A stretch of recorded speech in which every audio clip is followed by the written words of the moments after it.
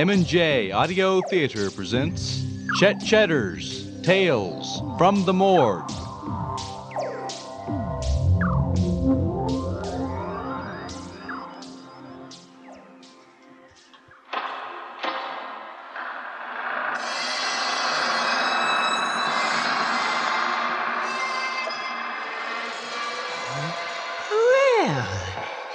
Well, come in, my friend. Have a seat. Yes. Make yourself comfortable.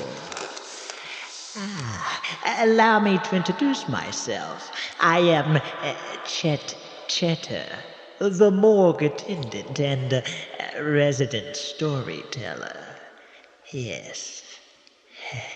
Today, we return to Biloxi, home of Elmer Corn. He is a full-time manure hauler and part-time adventurer. Well, it was a hot summer afternoon on a Sunday, I believe, and Mr. Corn was relaxing on his porch swing, enjoying a glass of lemonade.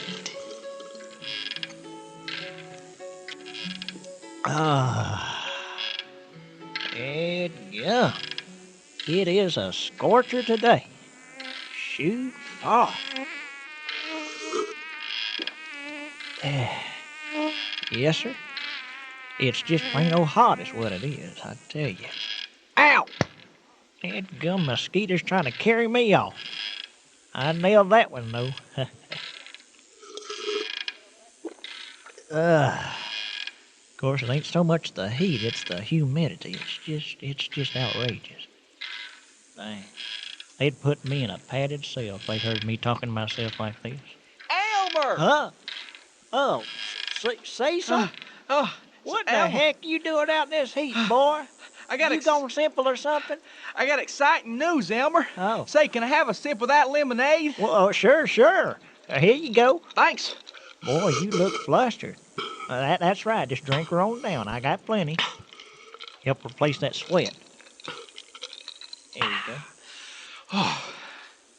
Thanks, Elmer. That Sure. hit the spot. Well, I guess I ought not to run in this 100-plus heat, Yeah. but I got so excited, you know? uh-huh. I won a contest, Elmer. Well, jump back. You gonna meet that Ed feller? No, not that contest, Elmer. I saw this one in the Biloxi Gazette about a month ago. Oh. The prize is a cruise in the Gulf Coast. Huh. I sent my name and address, and danged if I didn't win, Elmer. Just danged if I didn't win. Well. I just got this postcard here from Galveston telling me about it. Well, you lucky dog. The only thing I ever won was a fig pie at a church raffle one time. I tell you, if I was you, I'd have my chest puffed out like a hen. You got something to brag about, Cecil. Oh, Elmer, I just got lucky, that's all. I wanted to tell you about it first because the postcard says I can bring 2 friends. Uh-huh. And you're the best friend I've got, Elmer. I wouldn't want to go without you. Well, I tell you, Cecil, that's right thoughtful of you. Danged, I feel like I'm gonna tear up. And I'm due for a vacation, too. Dadgummit. I don't want to haul no manure in this heat, I Yeah. tell you. Hot dung has a powerful stench. Well, then it's settled. You're coming with me. Now, I can bring one more person. Uh-huh. I was thinking about bringing Bernie Edwards, but you know he can be such a horse's behind when he puts his mind to it. Yes, sir, he is a contrary cuss. Well, now, how about Mrs. Maddox? You know, she's getting on up in years, and this might be the last chance she'll have to do something special. She's a sweet old lady, too. Salt of the earth. That's a great idea, Elmer. I Okay. gotta call her up and tell her the news right now. Well, all right. Boy, we're gonna have ourselves a dandy time. We sure are. See you later, Elmer. All right, Cecil. I'll start packing my bags right away.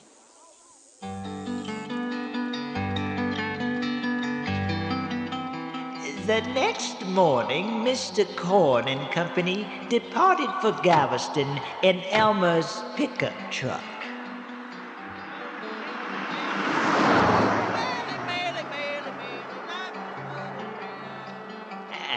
At noon, the trio arrived at a predetermined seaport. As we sang some sweet song on Moonlight Bay, oh, Moonlight Bay.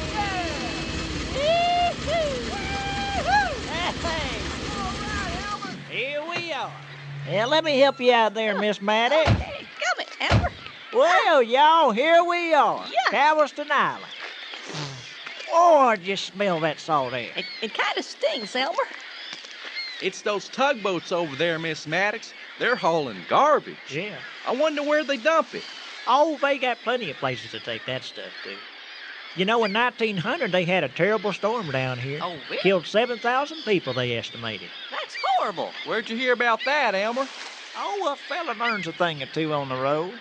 You know, I've hauled cow flop down here a couple of times. Oh, really? People down here are real friendly. They like to talk about their history. Well, you don't think it's going to storm here today, do you, Elmer? Oh, shoot far no, Miss Maddox. It's way too hot for that. It is kind of clouding up, Elmer. Oh, those are just cumulonimbus clouds. The sun will dry 'em right up. Oh, okay. Say, Cecil. Yeah. There's a fella over there by one of them garbage boats holding up a sign with your name on it. Well, I'll be dadgum. I wonder what he wants with me. Well, maybe he knows where the cruise ship is at, Cecil. Well, I know one surefire way to find out. Let's go ask him.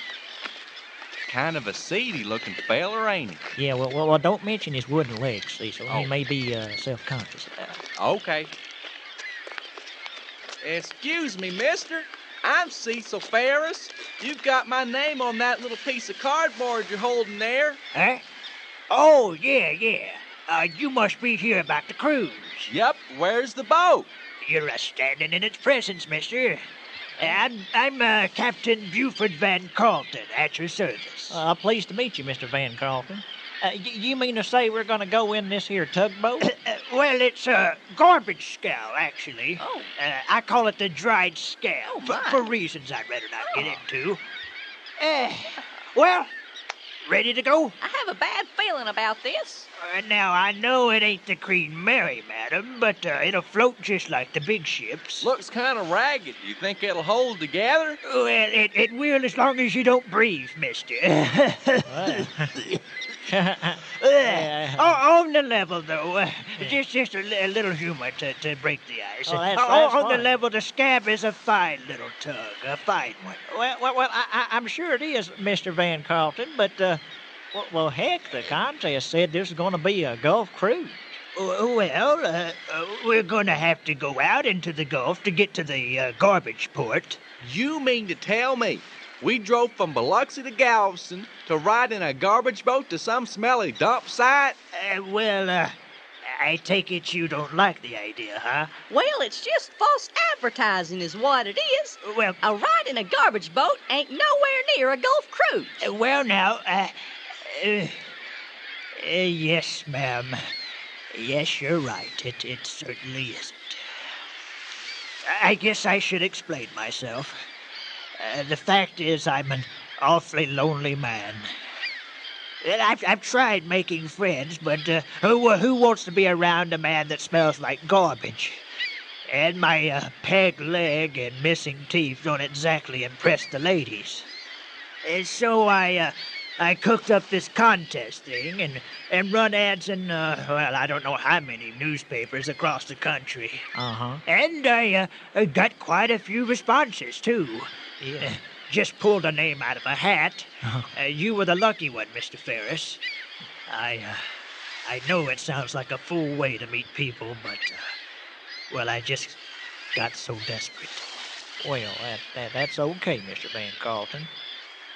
You know, Cecil, we come all this way, and, well, heck, I never rode in no tugboat before. Yeah. And I hear you can find a lot of neat stuff in them garbage dumps.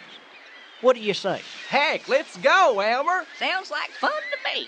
Well, I guess it's settled, Captain. Yeah. We're ready to take the cruise. Well, fine. I'll just step aboard the scab here and we'll set sail. Here, let me help you aboard there, madam.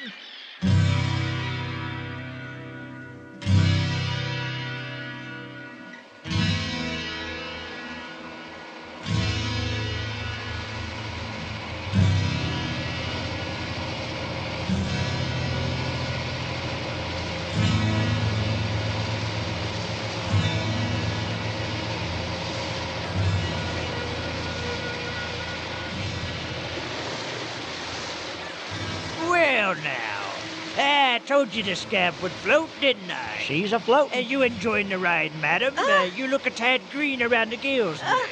My stomach stomach's a little bit queasy. Oh. Does the boat usually rock back and forth this much? Well, the wind's a little high today, that's all. Yeah. You'll get used to it, I'm sure.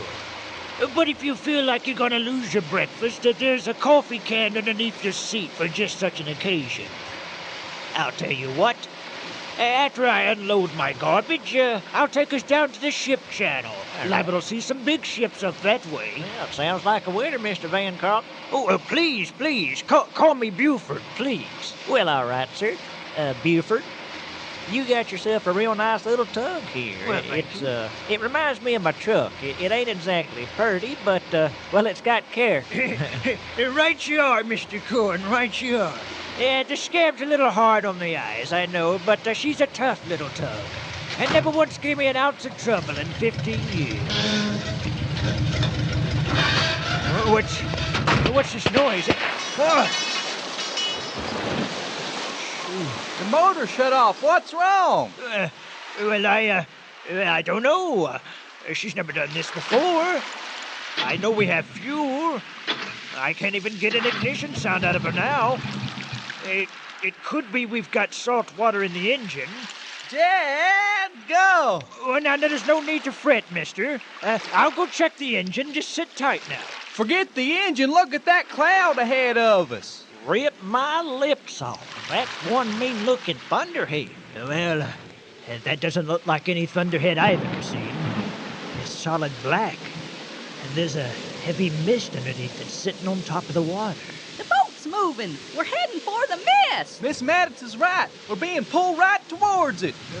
There's not a thing wrong with the motor that I can see, other than the fact that it isn't running. We're getting awful close to that thing. Katie, bar the door. We're gaining speed. Everybody lay down flat. Lay down flat now.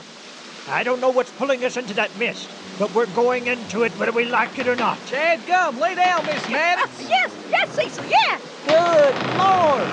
Are we in a hurricane? I don't think so, Mr. Corn. I've never seen nothing like this in all my years. Look up in the sky. It's a helicopter. Maybe they can go get help. I don't think so, Cecil. That copter's caught up in that storm, too. And Jiminy Christmas! The copter blade stopped turning, and it's still up there. Ah! Oh, look, Elmer, look! Jumping Jehoshaphat! Oh. Look at that! Coming from the left! Yes. Tidal wave!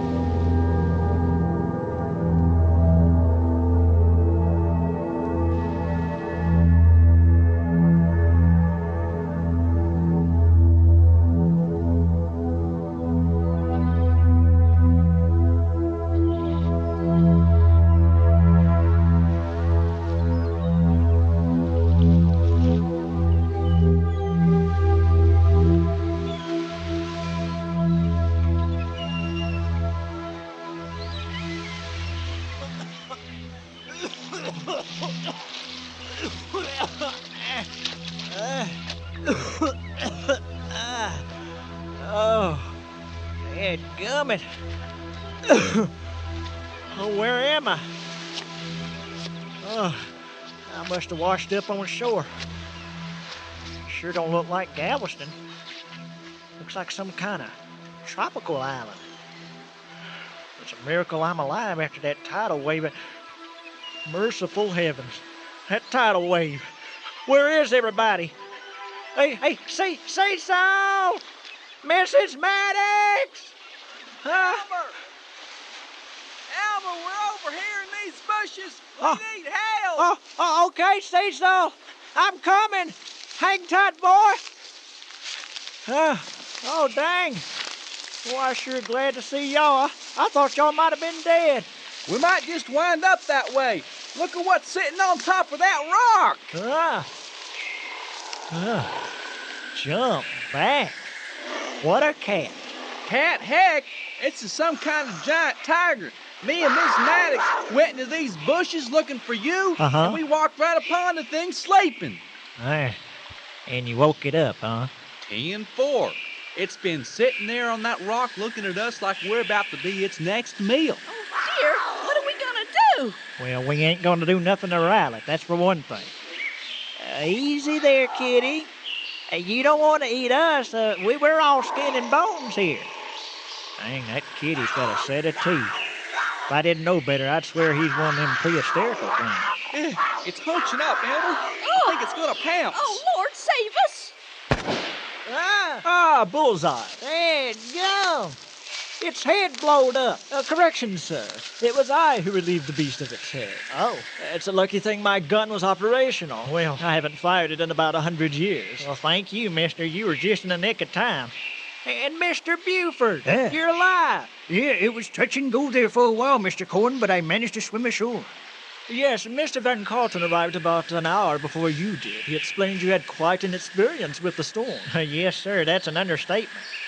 Say, could you tell us where we're at? I never saw this island on my Galveston road map. Well, that is because it doesn't exist. Not in the real world, in any case. I'll explain everything later. Come with me, will you? I found a strange metallic object in the clearing over here. Oh, there's some strange-looking weeds around here. Yeah. A lot of cobwebs. Yes. There it is over there.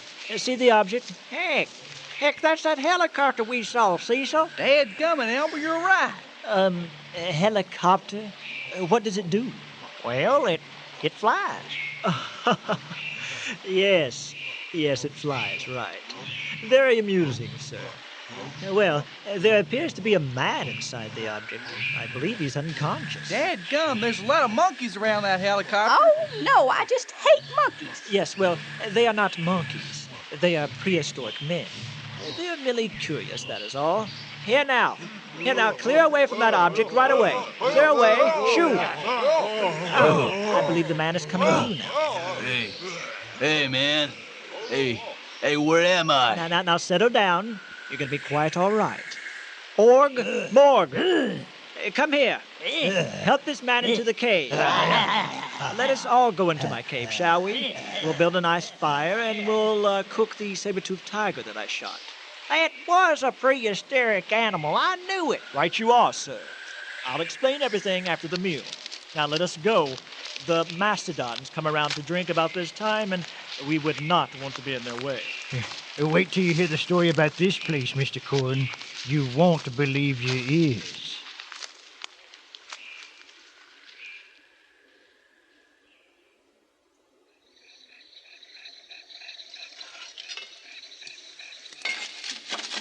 So you're saying you landed on this island over 100 years ago? That is correct. 1817, to be exact. You see, I'm an archaeologist. Sebastian Scott is my name.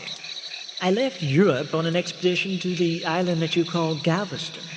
I had hoped to find some artifacts of the Karankawa Indians that had once inhabited that area. I took a small sailing vessel and 6 fellow scientists with me. It was a long journey, but at last the island was in sight. And then the storm hit. Oh, the storm. Dark mist, lots of wind? Exactly. I could see nothing but that confounded mist. And then a great wave. Just like us. Yes. Well, when the wave hit, I blacked out. When I awoke, I was on this island. And I was shocked to find my ship was unharmed. Yeah, me too. Well, the wave capsized my tug, but I found her about 100 yards down the shore after I swam to this island. There wasn't a scratch on her. Same thing with my helicopter. I was trying to fly to the mainland from my offshore drilling rig, then the storm hit.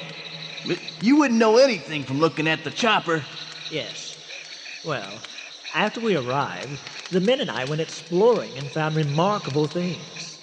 Plants and animals long believed extinct. I was thrilled with the discoveries. But my fellow scientists soon became restless and wanted to return home. I believe the saber-toothed tigers made them uneasy. So I let them go. To me, this was paradise. I didn't want to leave. So I stayed here for several years. And then I realized something very strange. Well, what was that? Well, I wasn't aging. Not a bit. My beard wasn't growing, nor my hair. I was exactly the same as I was 5 years before. And then it hit me like a bell ringing. This island is frozen in time.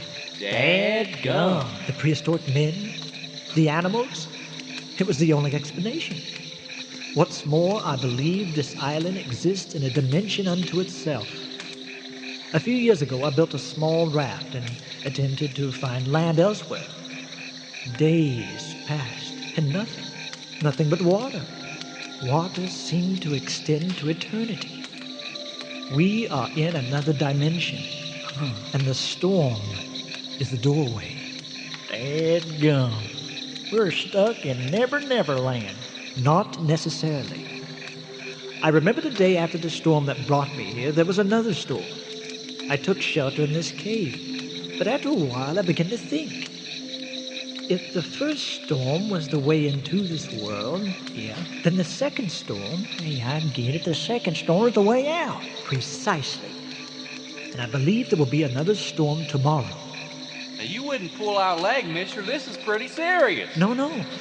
I believe these storms come in pairs. Look at these markings on the cave here. They were made by the cavemen. I found them when I arrived here. The cavemen are writing about the storm. Apparently it has happened before. See these wiggled lines here? That is the first storm. And these drawings are of themselves cowering in fear. And here's the second storm. I don't know why this island is the way it is, but the second storm is the way out. Go into it, and you should be in your own world. Well, I'm a ready. And so am I. Hey, man, I think we should use my helicopter. We can fly low into the storm to avoid being caught up in the tidal wave. You know what I mean? Yeah, sounds good to me. I just hope there's going to be a storm. Say, Mr. Scott, are you going to come with us? Well, no, I do not believe I will. Oh, the modern world sounds interesting with the flying machines and all that, but, well, you see, I'm an archaeologist, and this place is, well, it's like heaven to me. But perhaps if there's another storm in another 100 years, I will have changed my mind. Now then, the second storm should occur about noon tomorrow. That's the way it was last time. So let's get a good night's sleep. You have a big day ahead of you tomorrow. And I do wish you luck.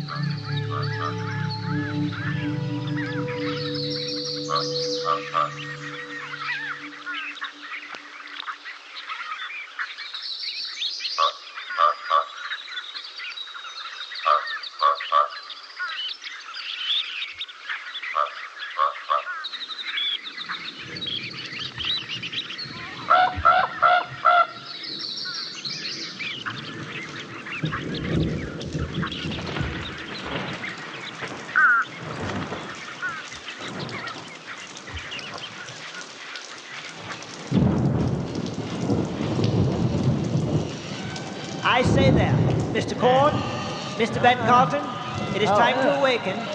There you are. I prepared a breakfast of crushed berries for you. You'll need the strength for the task ahead. Oh, thank you kindly. Yeah, it looks tasty. You know, Elmer, I didn't get a wink of sleep. It's because of them dang allergies. It's allergies, Cecil. How many times I gotta tell you, don't drop your R's? Well, I know how it is, this damp cave. But don't worry, you'll be back on your feather pillow for you know it. Yes, well, there is a bit of a problem. What's that? I have a spot of bad news and a bit of good news. Which do you prefer? Well, sir, if I got my druthers, I'd druther not hear no bad news at all. Yes, well, I'm afraid we have a dilemma on our hands. You see, the good news is a storm is developing, as you can probably hear. It should reach the island in about 3 hours, I would say. And what's the bad news, I'm afraid to ask? Well, madam, There are hordes of creatures surrounding the entrance to the cave. Oh, my! Apparently, they have sensed the oncoming storm and they're in a panic. Oh, no. Well, how are we going to reach the helicopter? The flying machine has been trampled by a herd of mastodons. Oh, no. I'm afraid your boat was destroyed in the stampede as well. Oh, that's a pity. But then, you couldn't have gone out there anyway with the chaos going on as it is. Bogus, man. My helicopter.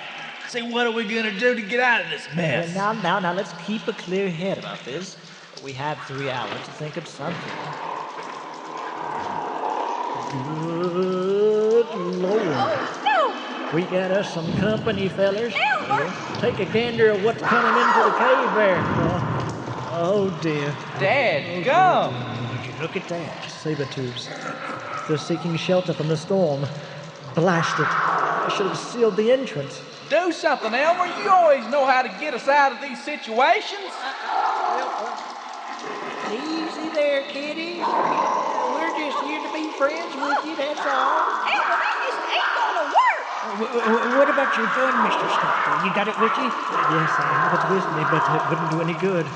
I fired my last shell yesterday. Bad gum. 3 of them coming right at us. Say, Mr. Scott. Yes? You don't figure these cats take grudges on you shooting one of their kind, do you? Oh, no, of course not. They have no concept of revenge. Now, hunger, that they know about. Dadgum and cornered like rats. I never thought it'd end like this, Elmer. Me too!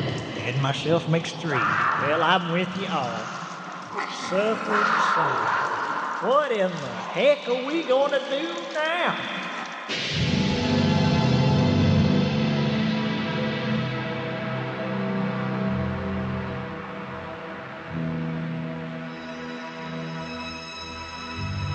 Yes. What are they going to do?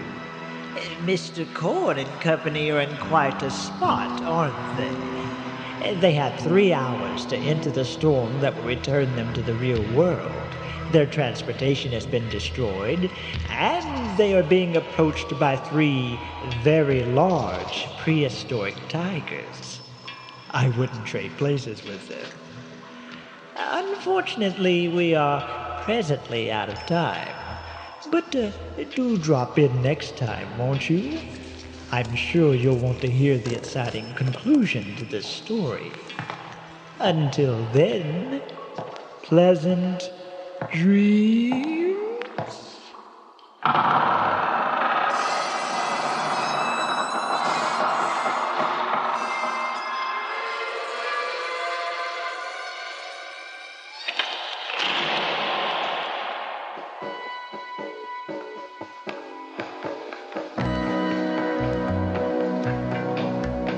You have just heard Chet Cheddar's Tales from the Morgue.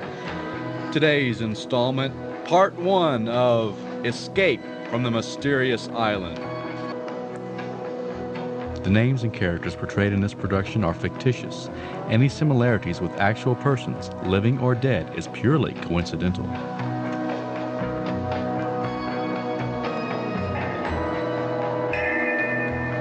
A production by M&J Audio Theater. For correspondence, send to M&J Audio Theater, 923 East Main, Mexia, Texas. Mexia spelled Mexia. Our zip is 76667.